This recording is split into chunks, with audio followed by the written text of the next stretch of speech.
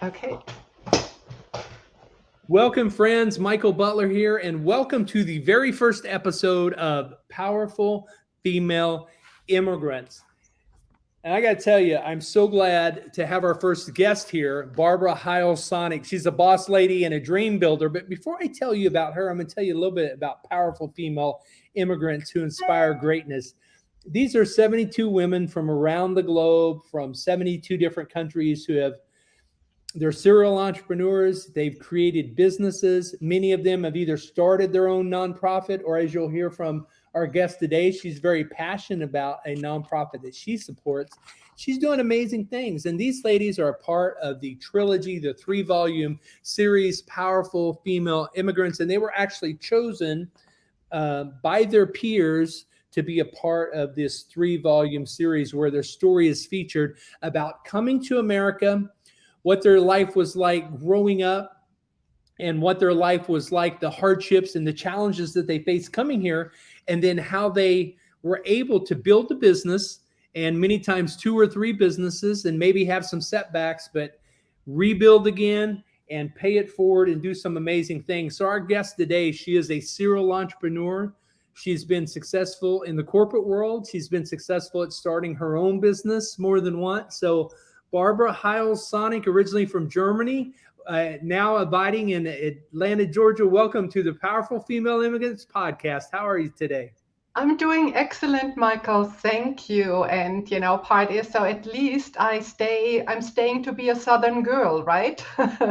You are an elegant, gracious Southern woman. I know you're passionate about a lot of things. Maybe tell people a little bit about yourself, and then we want to dive into your chapter and kind of do more of a deep dive where we got to know you when you came to Dallas. You got to spend some time on the stage, but I know people are intrigued to learn more. So who is Barbara?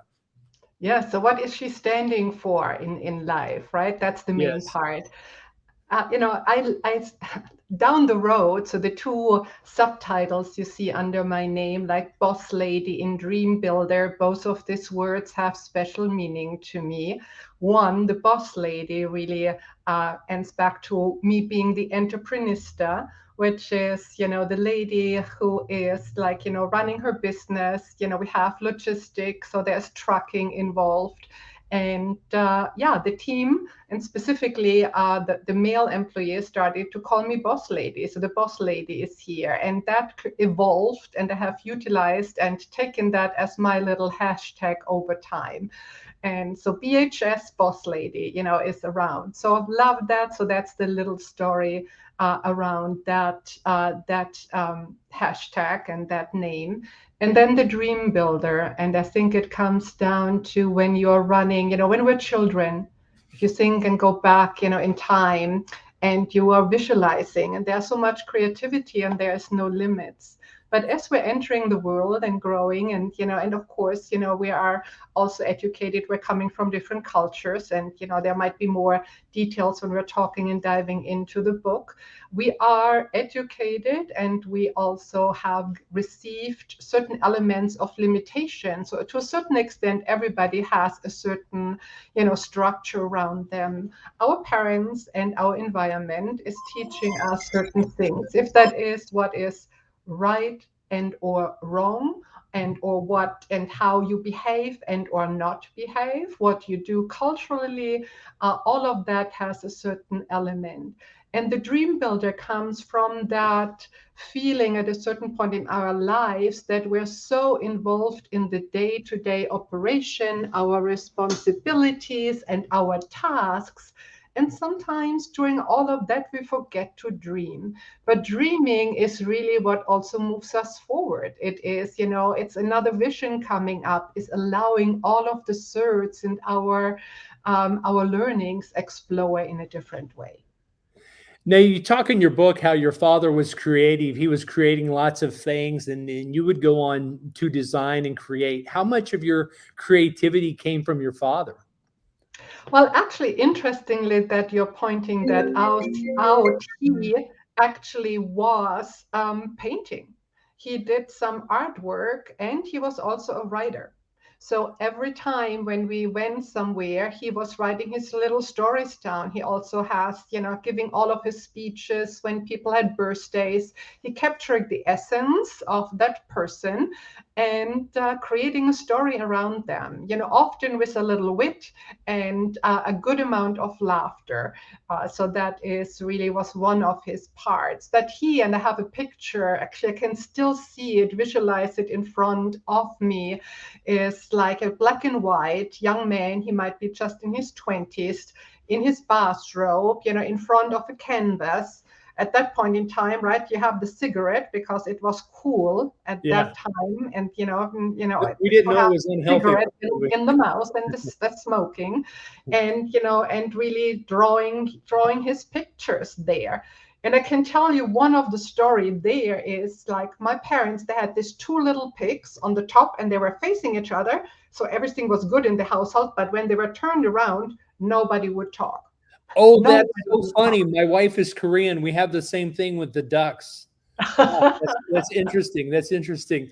Now you and I have something in common. Going back to your home country, Frankfurt, Germany. We have a mutual, um, commonality with Frankfurt. Do you want to tell us what Frankfurt, Germany was for you? Well, Frankfurt in Germany, I was there, and I believe we touched on that because they have the book fair there, right? Once Mhm. a year, there is this really large book fair. And a while You landed back, a job with the #1 publishing house in all of Germany in Frankfurt, and so you had some good times there. But also, you got to meet Michael Dell, the billionaire Michael Dell. You got to interview him. yes, that was an amazing opportunity. Not really interviewing him, but I had a conversation. I had an interview at Dell because I worked there, and he was there for a trip. And so it was a coincidence, and but a purposeful coincidence. So I had the opportunity to talk with him, asking a couple of questions about, his vision and the company. So felt that was a great opportunity. And I believe in vibration. We talked about that. For me, everything is about vibration and how you are connecting with people and how that elevates us. And amazing things can happen. Really, they can. Now, I think you got to take a ride on the corporate jet with him as well. Is that right? Well, that was when I worked for IBM. So Okay. before, that was after Dell Computer for a while. You've done some really I cool come from the stuff. corporate part is, and you had the opportunity at that point in time when you reach certain sales goals or certain elements and, and accomplishments. There was a special ride in an airplane. So yes, I could do that. And I had once like a session where you actually speak to the CEO. It's a group conversation. You are not alone, but you have like this 5 minutes with a CEO, and was of course also an amazing opportunity there. Well, outstanding. Well, looking back on your career, being in corporate and then being self-employed as I like the word you've coined there, the entreprenistas, and I think you own that. Did you do a trademark on that yet? No, there is actually, it's not mine, so I borrowed that. There's Mhm. actually a whole group out there called Entreprenistas, but I love that because it is like that female touch for the entrepreneurship. So I love it. Boss lady, entreprenista, dream builder, all great words. Well, I do want to talk a little bit about the businesses, if that's okay. And we can talk about whatever you want to talk about, because you talk about it in your chapter, starting your first business, starting your second business, your brick and mortar business, getting into real estate and being design, having the design business and doing the staging. I'm always fascinated with business because 95% of new businesses fail in the first 5 years. And you've been successful in multiple industries. So I think people would want to know, how do you start a company? How do you become successful? How do you transition into something else when things have run its course? So much to Um, ask about that. Absolutely. So interestingly, I always had a side business next to my corporate work. Always, if that is small consultancy, marketing, going back to Germany after the wall came down, I actually was teaching entrepreneurial startup classes in Eastern Germany in the beginning through the Chamber of And Commerce. So it was an opportunity and it was our way. So if that was not a Wow. highly paid opportunity, it But was what an an opportunity opportunity, to though. I mean, give. here's East Germany. They have nothing that's pro-business, right, or supportive of entrepreneurs. Yeah. And you're one of the first to go in there and help support them with your ideas. Yeah, love that. So it was a great opportunity. The other element, always marketing, felt very fascinated But you in touched the on something right area. there. You said something very powerful. It wasn't real lucrative. It wasn't like you were getting paid a lot, but you were serving a very big need, right? Absolutely, and I'm strongly feeling in in that heartfelt leadership, and or the highest purpose is when we are allowed to give, but also clear structural understanding. It is a growth. You are not only giving for giving, there is a return. The return might not be monetary, but I see that always it is an element of how, again, for me, vibration goes. And I Yeah. strongly feel that as more good we're putting out in this world, it has the opportunity to reflect back to us, sometimes in ways we don't imagine, and it might not happen immediately, but I strongly feel, and this world needs this positive mindset in how we're driving change for us, family first, like same is on the airplane. We have to put the mask on first, right? We cannot give if we are not healthy, if we are not in a good place. It's very hard to give. But if we accomplish that, then it's our true duty to continue that and give Yes. it back to the community. Yes, yes. Well, you touched on two very important points there. The first one I would like to emphasize, you said you were always working your side hustle. You were always doing another business. And when Jim Rohn passed away, he was a mentor to a lot of people in the U.S. and abroad, particularly in the direct sales, network marketing, and selling space, that he was famous for saying, work on your dream while you have your job. Don't quit your day job, but keep working on your dream until your dream can pay for your day job and you can quit your day job. And I think that's a point a lot of entrepreneurs don't really take into consideration. They have an idea to start a company and they get a loan or from a friend or a family or an SBA loan. And next thing you know, 6 months later, they haven't gotten their first customer. They don't know how to acquire customers. So I think one thing that was really helpful with you, because you and I are similar in this way, is I've always kind of been wired with a marketing mind. Not the Mm-hmm. best at it, but I always knew that I had to get other people excited about and talking about my product and asking about my product.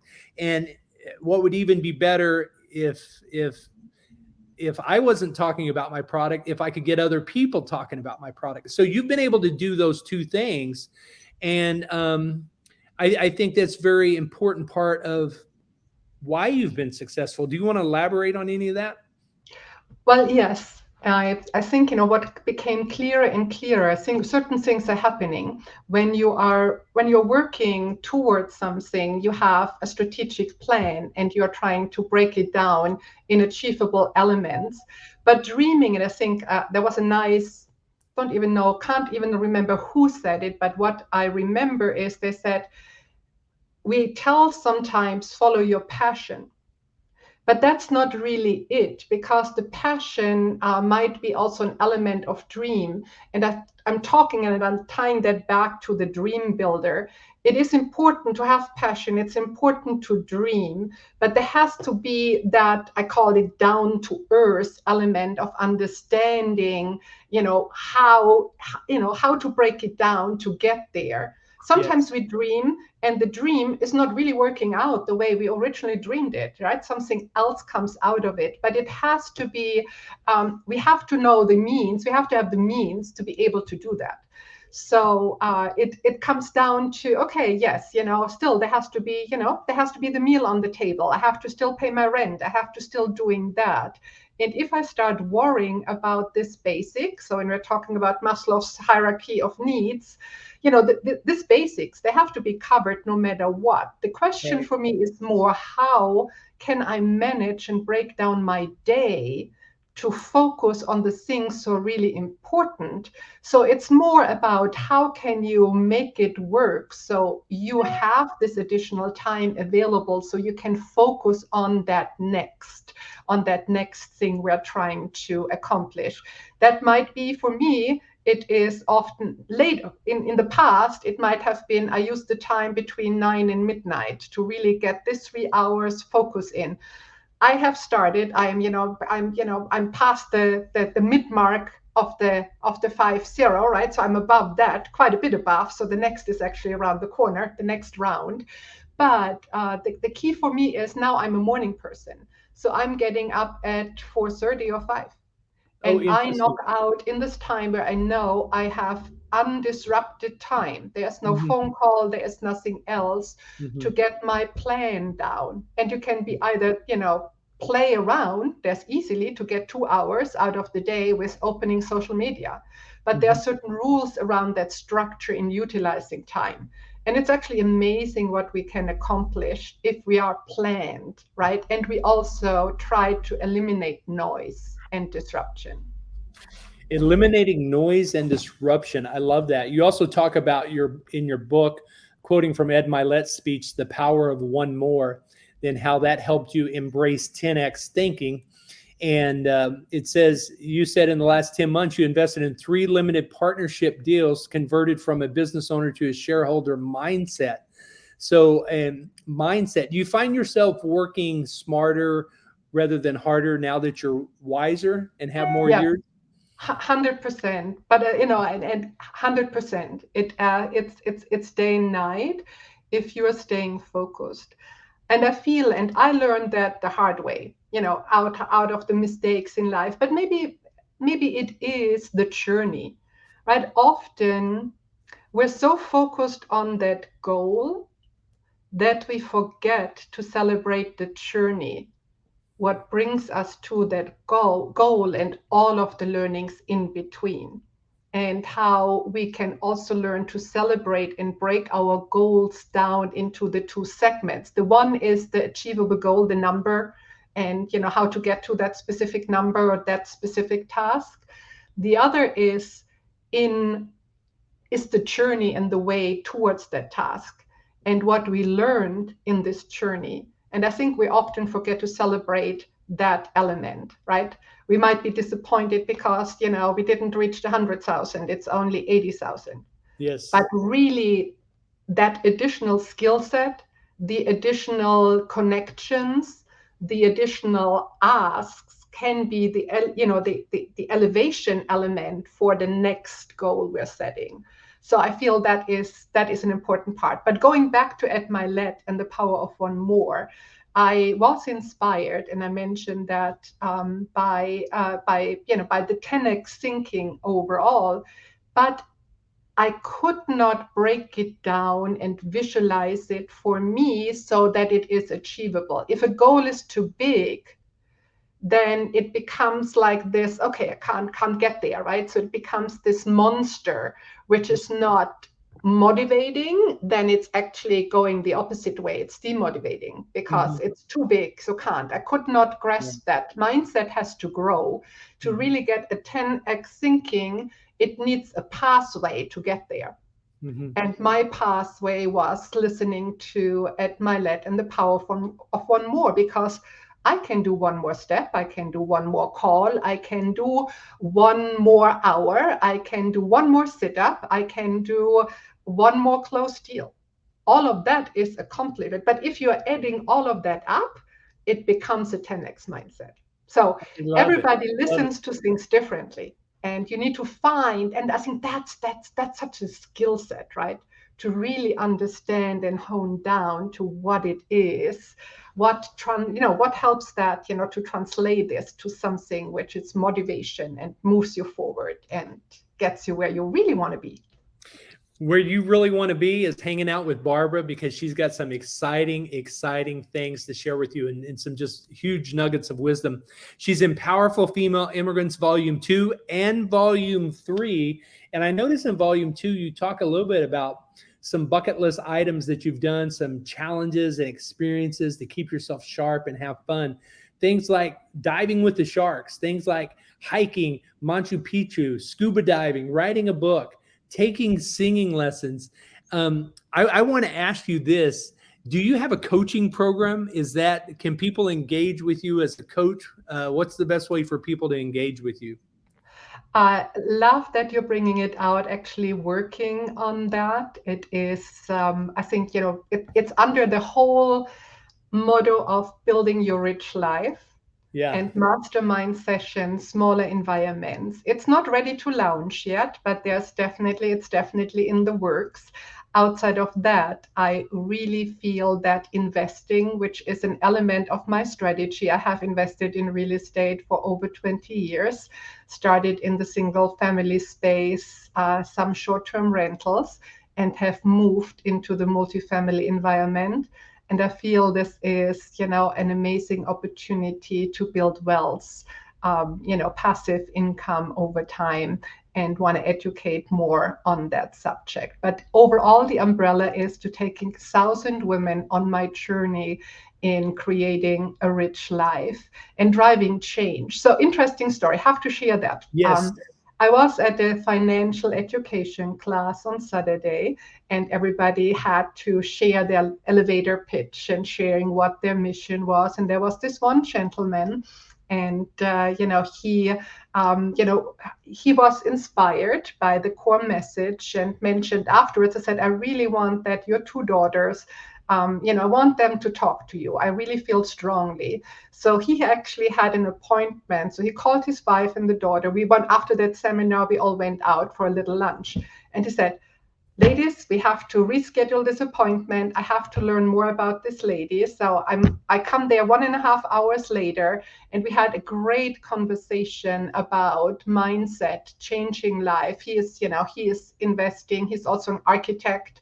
He's building a lot of modular buildings. So we had an amazing exchange. What I'm saying about when you clearly know who you are and you have a clear message of what the next ask is, that's so powerful.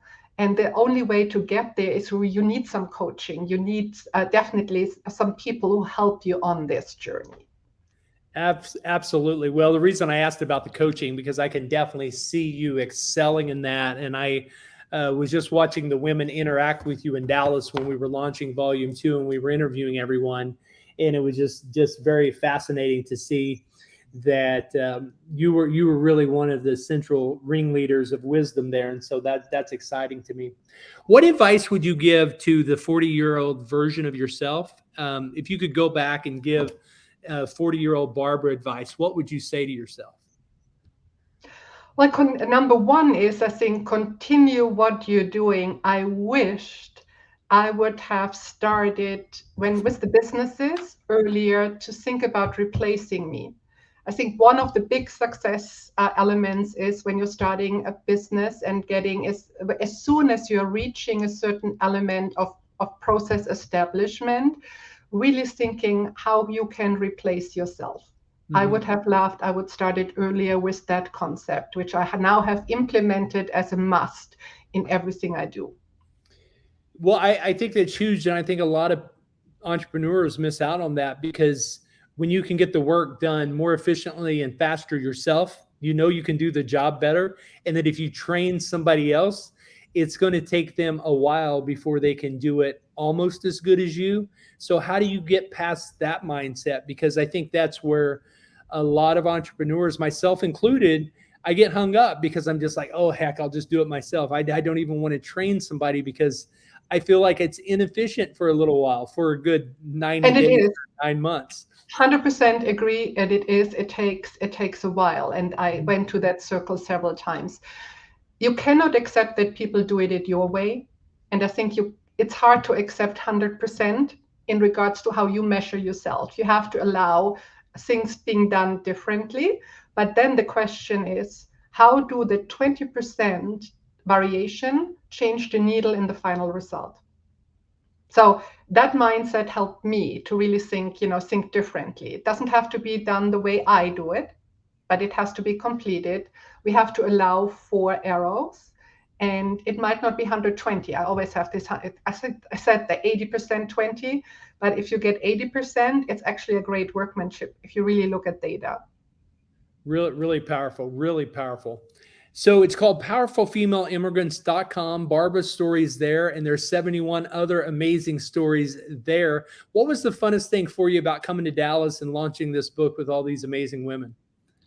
Really the connection, collaboration, and network. I have not been at an event where I felt so much like-minded leadership in one area.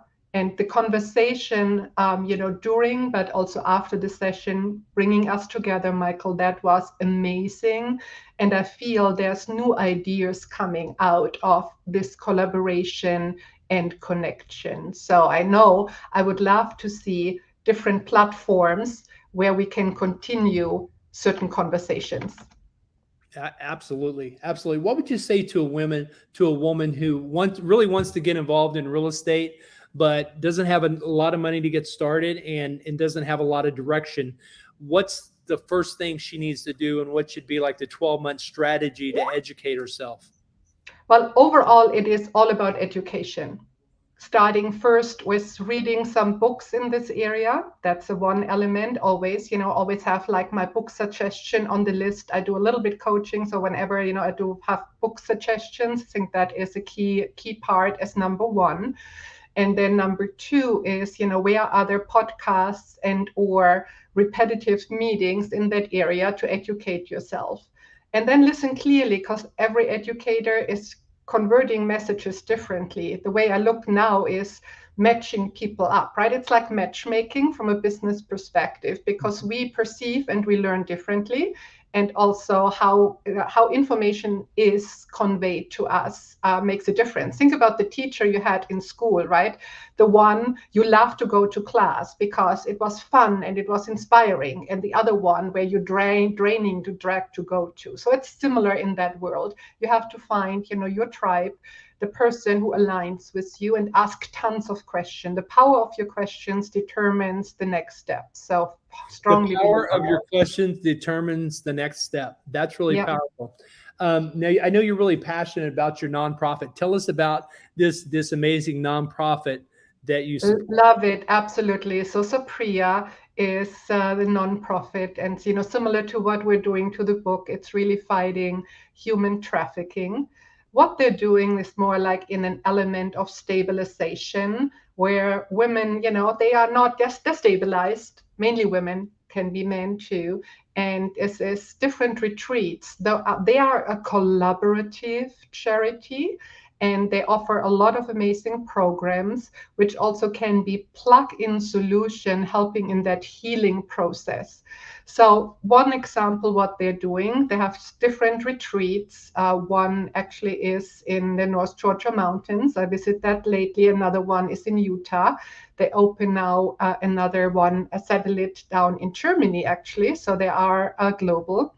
And they are still very young, but it's an educational program where all of these women, can get together for a long weekend and explore through yoga, walking, conversation, artistry, different ways in expressing, their pain and figuring out a way out to heal. But it's more towards self-healing versus true coaching, counseling.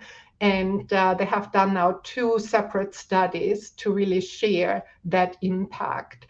And I feel this is such an undervalued, and there's a lot of great charities and organizations supporting that subject. Michael, yours and your wife's is one, as another charity you're supporting, but it is the alignment and the collaborative approach. It's not a straight line. It's our charity only. They are collaborating with a lot of others, which I think is the new currency, is collaboration. So everything which vibrates at that level is one for me, and I love that.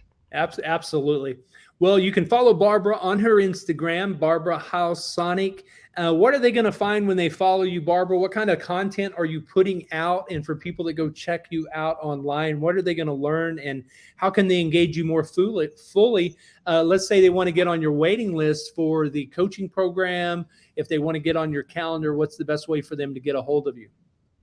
Well, it is really, and your website is in rework mode right now, but it's barbarahs.com. So Barbara and the initials of my last name, H for Henry, S like Sam, or Heil-Sonneck, barbarahs.com. As I said, this will be live next week, and that's the best way to connect and set up a one-to-one conversation.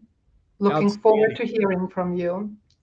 Outstanding. Well, I'm putting it into the chat here so people can, Barbara, did I get it right? HS.com. Yeah, HS, like H for Henry, S for Sam.com. Outstanding. Well, Barbara, it's so great to hear from you. And then final closing thought, you were the Lion-Hearted Woman in Volume 2, where you shared your chapter here with everyone. And what are you going to talk about in Volume 3? Are you going to continue on? Are you going to take us a little different direction? Or what are you going to do? It is still in progress, but I think I will take some of the key learnings. So instead of diving into that, whole story, I will take the learnings and trying to translate it to what the next means after that. Outstanding. Well, if you know a powerful female immigrant, or you are a powerful female immigrant, you can jump on our calendar, see if you qualify to be a part of this amazing trilogy series, powerfulfemaleimmigrants.com. You can watch more, read more, learn more, watch the videos, see the interviews. We'll be interviewing everyone. Barbara, thanks for being the first interviewee in the Powerful Female Immigrants podcast on Apple, iTunes, everywhere you get your podcast. Thank you very much for being with us, Barbara. God bless you and everything you're doing. Continue to change the world and do amazing things. And have a great day. And thanks for joining us, everyone, on powerfulfemaleimmigrants.com, where we're changing the world by sharing powerful female immigrant stories with you.